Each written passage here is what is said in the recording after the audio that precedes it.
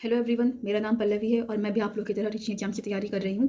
मैंने अभी रिसेंट में केवीएस और एमआरएस टीयर 1 के एग्जाम्स दिए हुए हैं। इसके पहले वीडियो में मैंने आप लोगों के साथ अपने स्कोर्स शेयर किए थे और मैं टीजीटी मैथमेटिक्स के लिए प्रिपेयर कर रही हूँ। तो इस वीडियो से हम लोग टीयर 2 के बारे में बात करेंगे। तो टीयर 2 में अभी तक जैसे कि आप लोगों ने सिलेबस देख लिया होगा, केवीएस और एमआरएस का सिलेबस ऑलमोस्ट सेम है। कुछ एक दो टॉपिक्स हैं जो कि केवी में कम है एमआरएस से, और थोड़ा बहुत पेपर पैटर्न में डिफरेंस है कि आपका एमआरएस में 60 मार्क्स का डिस्क्रिप्टिव है, 40 का ऑब्जेक्टिव है, और केवी में 40 का डिस्क्रिप्टिव है और 60 का ऑब्जेक्टिव है। तो ऑलमोस्ट सेम ही है। और जैसे और केवीएस एमआरएस अपने सिलेबस से बहुत ज़्यादा सिलेबस ओरिएंटेड ही पेपर बनाते हैं, सिलेबस से बाहर क्वेश्चंस नहीं पूछते हैं। और सिलेबस में आप लोगों ने देखा होगा कि बहुत सारा पोर्शन 9-10 से है और कुछ पोर्शन 11-12 का है, कुछ और बहुत कम पोर्शन ग्रेजुएशन का है। तो मेरी जो स्ट्रैटेजी रहने वाली है वो क्या रहने वाली है, वो मैं आप लोगों के साथ यहाँ पे शेयर करूँगी। तो सबसे पहले कोर्स की बात करें तो कोर्स मैंने एक लिया हुआ है एसपी मैथ्स करके यूट्यूब पे एक चैनल है, उन वाले सर का एक कोर्स मैंने लिया हुआ है। तो उन्होंने अपने कोर्स में यूट्यूब की ही लिंक्स प्रोवाइड करवाई हुई हैं, जिसमें कि उन्होंने एग्जाम ओरिएंटेड क्वेश्चंस कराए हुए हैं जो प्रीवियस ईयर है। मतलब थोड़ा सा उनको एक्सप्लेन करके चैप्टर को एक्सप्लेन करके फिर उन चैप्टर में से जो प्रीवियस ईयर में क्वेश्चंस आ रखे हैं वो उन्होंने उसमें एक्सप्लेन करवा रखे हैं, तो वो मुझे ठीक लगा। इसके अलावा आप लोग मयंक सर का भी कोर्स देख सकते हैं, पैराडॉक्स क्लासेस के नाम से उनका यूट्यूब उनका ऐप है। इसके अलावा मास्टर सेतु करके कोई यूट्यूब पर चैनल है, तो आप लोग उनका भी वीडियो, आप लोग इनकी वीडियोस एक बार ये कोई स्पॉन्सर्ड वीडियो नहीं है, तो आप लोग को एक बार इनकी वीडियोस देखें यूट्यूब पे। और अगर आप लोग को इनका पढ़ाया हुआ समझ में आ रहा है, किस टीचर का आप लोग को समझ में आ रहा है, आप उस हिसाब से कोर्स ले सकते हैं, क्योंकि सारे टॉपिक्स एनसीईआरटी के में नहीं है, थोड़ा कुछ टॉपिक्स एनसीईआरटी से बाहर के भी हैं, तो उसके लिए हो सकता है आप लोगों को कोर्स की ज़रूरत पड़े। बाकी और अगर कोर्स आपको नहीं मिले ना, तो भी आप इजीली प्रिपेयर कर सकते हैं सेल्फ स्टडी से ही। मैं भी सेल्फ स्टडी से ही प्रिपेयर करूँगी। कुछ जो मेरे टॉपिक्स जो एनसीईआरटी से बाहर है उनके लिए मैं सिर्फ इन कोर्सेज का हेल्प लूँगी। तो जो टॉपिक्स 11-12 के हैं तो पहले मैं उन्हें कवर करूँगी। 11-12 के टॉपिक्स को एनसीईआरटी से कवर करने के बाद मैं फिर 9-10 के टॉपिक्स कवर करूँगी एनसीईआरटी से। ये मैं सब्जेक्टिव की बात कर रही हूँ। और 9-10 के टॉपिक्स थोड़ा बहुत मैं आर डी शर्मा से भी देख लूँगी, क्योंकि इतना ज़्यादा टाइम है नहीं, मुश्किल हार्डली 1-2 महीना है, तो 1-2 महीने में हम लोग जितना मैक्सिमम सिलेबस कवर कर सकते हैं उतना ही कर पाएंगे। तो सब्जेक्टिव की मैं बात कर रही हूँ। सब्जेक्टिव को एनसीईआरटी को बेस बना के आपको चलना है, सारे चैप्टर्स अच्छे से कर लेने हैं, सारे क्वेश्चंस लिख के देख लेने हैं जो भी आपको टफ लग रहा है। और ऑब्जेक्टिव के लिए मैं प्रेफर करूँगी एनसीईआरटी एग्जाम्पलर जो बुक आती है, तो उसमें आपके ऑब्जेक्टिव के क्वेश्चन दिए रहते हैं, तो वो ऑब्जेक्टिव के क्वेश्चन एनसीईआरटी एग्जाम्पलर से। और प्रीवियस ईयर में जो आपका 2022 में केवीएस और एनवीएस का एग्जाम हुआ था उसके क्वेश्चंस, और 2023 में जो ईएमआरएस का एग्जाम हुआ था उसके क्वेश्चंस आप ऑब्जेक्टिव के लिए प्रेफर कर सकते हैं। तो पहले आप इतना कर लेना कि एनसीईआरटी के जो ऑब्जेक्टिव वाले क्वेश्चन है वो, और प्रीवियस ईयर इतना तो कर लेना है।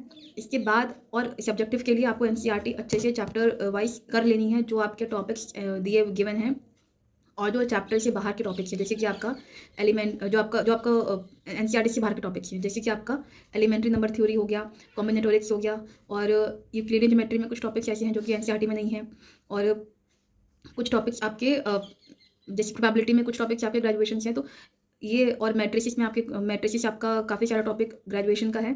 तो जो टॉपिक्स एनसीईआरटी में नहीं है उनके लिए मैं कोर्स की हेल्प लूँगी। जो टॉपिक्स एनसीईआरटी में हैं, तो सबसे पहले उन टॉपिक्स को अच्छे से लिख करके कॉपी पे कर लेना है, एक एक क्वेश्चन। जैसे कि मान लीजिए अभी मैंने इनइक्वालिटी शुरू किया हुआ है, तो इनइक्वालिटी मैंने ये क्लास 11th का चैप्टर नंबर 6 है, according to old NCERT edition chapter number 6 है, तो उसका एक एक क्वेश्चन लिख करके देख लिया है, एग्जाम्पल, एक्सरसाइज और मिसलेनियस सारा।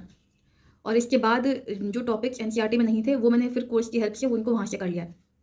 तो आप भी ऐसे ही कर सकते हैं, कोई एक कोर्स में एनरोल कर सकते हैं for the topics other than NCERT, और बाकी तो जो क्वेश्चन हैं वो आपको करने ही है।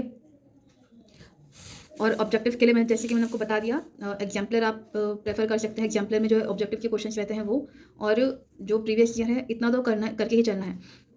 इसके बाद अगर आपके पास टाइम बच जा रहा है, क्योंकि यही करने में बहुत सारा टाइम लग जाएगा, तो इसके बाद अगर आपके पास थोड़ा बहुत टाइम रह जाता है तो उसके लिए आप आर डी शर्मा की जो ऑब्जेक्टिव वाली बुक आती है 9-10 की, वो आप लोग देख सकते हैं, उसे कर लीजिएगा। और 11-12 के लिए तो एग्जाम्पल आई थिंक इनफ रहेगा, लेकिन फिर भी अगर आपके पास टाइम है तो आप आर डी शर्मा या आर एस अग्रवाल कोई बुक, आर एस अग्रवाल में तो उतने ऑब्जेक्टिव क्वेश्चन नहीं रहते हैं, बाकी आर डी शर्मा में आपके एक अलग से बुक आती है ऑब्जेक्टिव की, न्यू एडिशन आने लगी है, तो वो आप लोग देख सकते हैं। वैसे तो इतना लिमिटेड टाइम में आप सब्जेक्टिव भी प्रिपेयर करना है, ऑब्जेक्टिव भी प्रिपेयर करना है, तो मेरा मेन फोकस तो पहले सब्जेक्टिव ही है।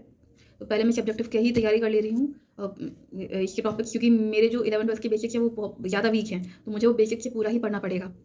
इसलिए जैसे 11th-12th के बच्चे जैसे पढ़ते हैं वैसे ही एक-एक क्वेश्चन मैं करके देख रही हूँ उसका। और जैसे कि मैंने इनइक्वालिटी के बाद मैं कैलकुलस शुरू करने वाली हूँ। तो कैलकुलस में जैसे कि आपका सेट्स हो गया, रिलेशन हो गया, फंक्शन हो गया और ग्राफ्स हो गए, लॉग के ग्राफ्स हो गए, एक्सपोनेंशियल फंक्शंस के ग्राफ हो गए और साइन कॉस के ग्राफ हो गए। तो ये सारे ग्राफ और limits and continuity, differentiation, integration, तो ये सारे जो चैप्टर्स हैं ये जो आपका कैलकुलस में जो आपके टॉपिक्स दिए हुए हैं सिलेबस में, ये एनसीईआरटी के अकॉर्डिंग ये 5 से 6-7 चैप्टर्स हैं। इनको वहाँ से एक-एक क्वेश्चन आपको करके देख लेना है कॉपी पे, नोटबुक पे। एटलीस्ट जो टिपिकल लग रहा है उनको तो लिख करके प्रैक्टिस कर लेना है, क्योंकि अल्टीमेटली वहाँ पे आपकी राइटिंग प्रैक्टिस ही काम आने वाली है। और जो राइटिंग आप आंसर कैसे लिख रहे हो, जो स्टेप मार्किंग हम लोग जो बात करते हैं, तो मतलब your way of writing the answer वो ज़्यादा मैटर करेगा एग्जाम में। तो राइटिंग प्रैक्टिस अच्छे से होनी चाहिए। और अगर आप ये चीज़ें प्रेफर कर सकते हो कि क्लास 10th के जो बोर्ड के जो पेपर्स होते हैं वो 1-2 सेट लगा सकते हैं, क्योंकि बोर्ड के एग्जाम्स में कुछ केस स्टडी वाले क्वेश्चंस या फिर सिचुएशनल बेस्ड क्वेश्चन भी पूछे जाते हैं। तो आजकल तो वो वैसे भी एग्जाम्स में आजकल इसी तरह का ये क्वेश्चन पैटर्न्स हो गए हैं जो सिचुएशनल बेस्ड होते हैं, केस स्टडी बेस्ड होते हैं। तो अभी किस तरह के क्वेश्चन एग्जाम में पूछेगा ये तो अभी किसी को पता भी नहीं है। और आई थिंक जैसे कि सुनने में आ रहा है मिड ऑफ मार्च में एग्जाम हो जाएगा। उस हिसाब से आप हार्डली 1 महीना 1.5 महीने के आसपास है।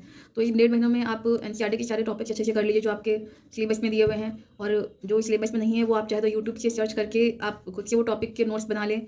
और ऑब्जेक्टिव के लिए जो बताया आपको, एग्जाम्पलर के ऑब्जेक्टिव्स कर लें। आर डी शर्मा 9-10th के लिए एटलीस्ट कर लें। और आर डी शर्मा के एग्जाम्पल भी देख लें 9-10th के लिए। इतना करने में ही काफ़ी टाइम लग जाएगा। तो फिलहाल मैं तो इतना ही लेके चल रही हूँ, बहुत सिंपल सी स्ट्रैटेजी है इतना। और साथ साथ मैं कौन कौन से टॉपिक कवर करते हुए जा रही हूँ और कुछ प्रीवियस ईयर क्वेश्चंस भी आप लोग के साथ शेयर करूँगी। जैसे मैंने अभी इनइक्वालिटी कंप्लीट कर लिया है, तो इससे जो प्रीवियस ईयर क्वेश्चंस हैं और जो इंपॉर्टेंट क्वेश्चंस हैं वो सब मैं अपने चैनल पर डालते रहूँगी साथ साथ। और इसके बाद अभी मैं कैलकुलस शुरू करने जा रही हूँ, तो मैं मेरा जो क्या प्रिपरेशन है वो सब अपडेट मैं साथ साथ आप लोगों के साथ शेयर करते रहूँगी। और आप लोग का भी कोई अगर सजेशन होगा तो वो लोग आप लोग मेरे साथ शेयर कर सकते हैं और नीचे कमेंट बॉक्स में। बाकी पढ़ते रहिए, टाइम बहुत ज़्यादा नहीं है। तो अगर ये वीडियो आप लोग को हेल्पफुल लगा है तो आप चैनल को सब्सक्राइब कर सकते हैं और मेरे साथ बने रहने के लिए बेल नोटिफिकेशन को दबा दें। तो इस वीडियो में बस इतना ही। Thank you.